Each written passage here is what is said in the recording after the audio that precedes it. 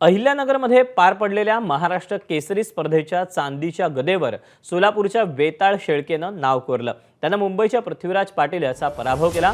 अंतिम कुस्ती स्पर्धेचा अंतिम सामना सोलापूरचा वेताळ शेळके आणि मुंबईचा पृथ्वीराज पाटील यांच्यामध्ये झाला।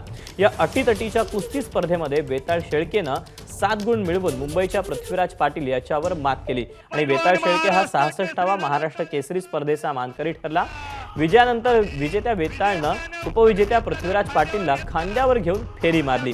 एकीकडे नुकत्याच झालेल्या महाराष्ट्र केसरी कुस्ती स्पर्धेत पंचांच्या निकालावरून शिवराज राक्षेनं गोंधळ घालून पंचांनाच मारहाण केल्याची दुर्दैवी घटना घडली होती। दुसरीकडे आजच हे दृश्य पाहून खिलाडू वृत्तीचं दर्शन झालं। सोलापूर जिल्ह्याचा पैलवान महाराष्ट्र केसरी झाला। टाळ्या करा, टाळ्या टाळ्या टाळ्या। मला खूप आनंद होतोय।